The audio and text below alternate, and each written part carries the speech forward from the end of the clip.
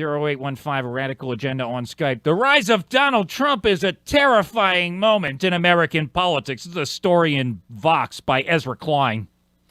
And I'm so glad that you're terrified, Ezra Klein. Ezra Klein! On Monday, Donald Trump held a rally in Manchester, New Hampshire, where he merrily repeated a woman in the crowd who called Ted Cruz a pussy. 24 hours later, Donald Trump won the New Hampshire primary in a landslide. I'm not here to clutch my pearls over Trump's vulgarity. What was telling, rather, was the immaturity of the moment. The glee Trump took in his "she said it, I didn't" game. The media, which has grown used to covering Trump as a sideshow, delighted in the moment along with him. It was funny. It meant clicks, takes, traffic. But it was more than that. It was the frontrunner for the Republican nomination for president, showing off the demagogue's instinct for amplifying the angriest voice in the mob. It is undeniably enjoyable to watch Trump. He's red-faced, discursive, funny, angry, strange, unpredictable, and real. He speaks without filter and tweets with reckless abandon. The Donald Trump phenomenon is a virtuous union of candidate ego and voter identity. America's most skilled political entertainer is putting on the greatest show we've ever seen. It's so much fun to watch that it's easy to lose sight of how terrifying he really is. Maybe I should start reading this in my social justice voice from here on. Donald Trump is the most dangerous major candidate for president in history. He pairs... I'm not even doing that right. Wait a second. Wait.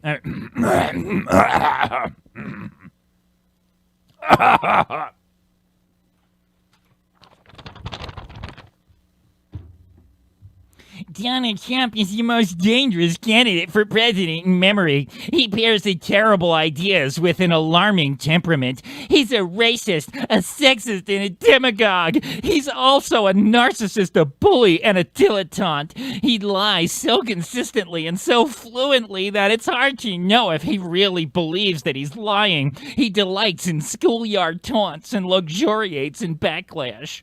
Trump is in serious contention to win the Republican presidential nomination. His triumph in a general election is unlikely, but it is far from impossible. Let me pause with my own fucking commentary here. Keep on telling yourself that, Ezra Klein, and all you other stupid liberal fucking journalists. Go ahead. Keep on going to sleep at night thinking that it's not going to happen, but it is. And when it does, I hope he fucking kills you. He's not a joke, and he's not a clown. He's a man who could soon be making decisions of war and peace, who could decide which regulations are enforced and which are lifted, who would be responsible for nominating Supreme Court justices and representing America in the community of nations. This is not political entertainment. This is politics. Trump's path to power has been unnerving. His business is licensing out his own name as a symbol of opulence. He has endured bankruptcies and scandals by bragging his way out of them. He rose to prominence in the Republican Party as a leader of the birther movement. He climbed to the top of the polls in this election by calling Mexicans rapists and killers. He defended a poor debate performance by accusing Megyn Kelly of being on her period. He responded to rival Ted Cruz's surge by calling for a travel ban on Muslims when two of his supporters attacked a homeless man, and they said they did it because Donald Trump was right. All of these illegals need to be deported. He brushed off complaints that he's inspiring violence by saying his supporters are very passionate. Behind Trump's success is an unerring instinct for harnessing anger, resentment, and fear. His view of the economy is entirely zero-sum. For Americans to win, others must lose. We're going to make America great again, he said at his New Hampshire victory speech, but we're going to do it the old-fashioned way. We're going to beat China, Japan, and beat Mexico at trade. We're going to beat all of these countries that are making so much money away from us that it's taking away from us on a daily basis. It's not going to happen anymore. Trump answers America's rage with more rage. As the journalist Molly Ball observed, all the other candidates say America is angry, and I understand. Trump says, I'm angry. Trump doesn't offer solutions so much as he offers villains. His message isn't so much that he'll help you as he'll hurt them. Yes, exactly, Ezra Klein. I don't think that Trump's going to do a goddamn thing to benefit me. I hope that Donald Trump destroys you because you're the fucking problem. What's the thing, they said in Germany, right? Oh, first they came for the trade unionists, and I didn't speak up because I wasn't a trade unionist. And then they came for the communists, and I didn't speak up because I wasn't a communist. And then they came for me, and there was no one left to speak up. I think they'll go after the communists and the liberals and the stupid fucks like you, and then all our problems will be solved, and then there'll be nobody to go after. That's what I'm hoping for. Trump's other gift, one that gets less attention but is perhaps more important, is his complete lack of shame. It's easy to understand how important shame is in American politics. Yeah, especially when you're a liberal fucking journalist who tries to fucking shame everybody into being a fucking liberal. You're a racist. No, I'm not. No, I'm not. No, I'm not. You can put everybody on the fucking defensive, right? That's what you need from your politicians is, oh my God, they're shaming me. I better not represent my interests. No, not anymore, Ezra Klein. No. It's easy to underestimate how important shame is in American politics, but shame is our most powerful restraint on politicians who would find success through demagoguery. Most people feel shame when they're exposed as liars, when they're seen as uninformed, when their behavior is thought cruel, when respected figures in their party condemn their actions, when experts dismiss their proposals, when they are mocked and booed and protested. Trump doesn't. Exactly. He doesn't give a fuck. He doesn't give a fuck about you, Ezra Klein. He doesn't give a fuck what the New York Daily News or the Huffington Post says. He's a racist, he's a demagogue, he's a homophobe, he's a xenophobe, he's an Islamophobe, he's a... Fuck you! We don't care anymore. Say whatever you want. We'll chuck you out of a fucking helicopter. He has the reality television star's ability to operate entirely without shame, and that permits him to operate entirely without restraint. It is the single scariest facet of his personality. It is the one that allows him to go where others won't, to say what others can't, to do what others wouldn't. Exactly. And that's why you can't sleep at night, because we're gonna fucking stop you. Trump lives by the reality television trope that he's not here to make friends, but the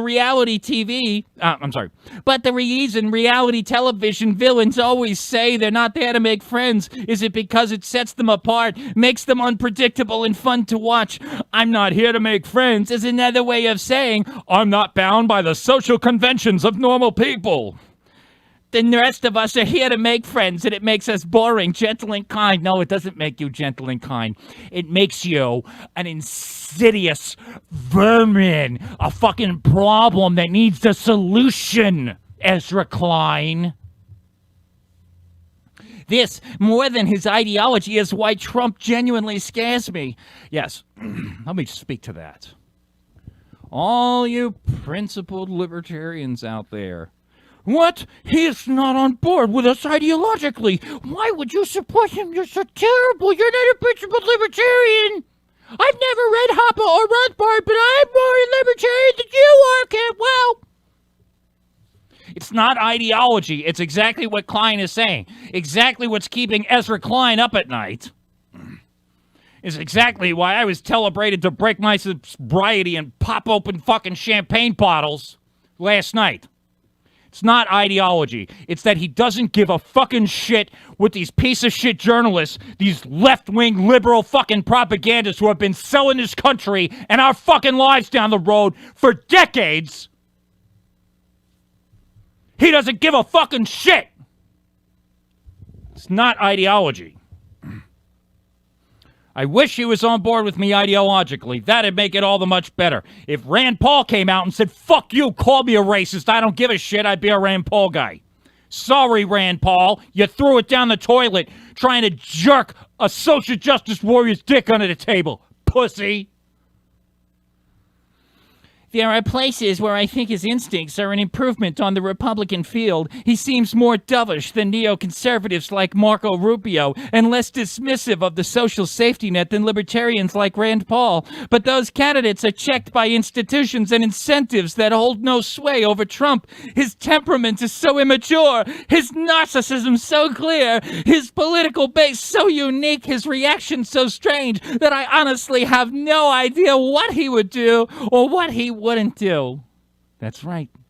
He'll keep you guessing, and you might want to watch your fucking step. When MSNBC's Joe Scarborough asked Trump about his affection for Vladimir Putin, who said who kills journalists, political opponents, and invades countries, Trump replied, he's running his country, and at least he's a leader, unlike what we have in this country. Later, he clarified that he doesn't actually condone killing journalists, but he warned the crowd, I do hate them. Yeah. It's a lie that if you put a frog into a pot of water and slowly turn up the heat, the frog will simply boil. But it's a fact that if you put the American political system in a room with Trump for long enough, we slowly lose track of how noxious he is, or at least we run out of ways to keep repeating it. But tonight is a night to repeat it. There is something scary in Donald Trump. We should fear his rise. Indeed you should, Ezra Klein. Indeed you should. Indeed you should, Marco Rubio. Indeed you should, National Review. Indeed you should, New York Daily News. Indeed you should, Huffington Post.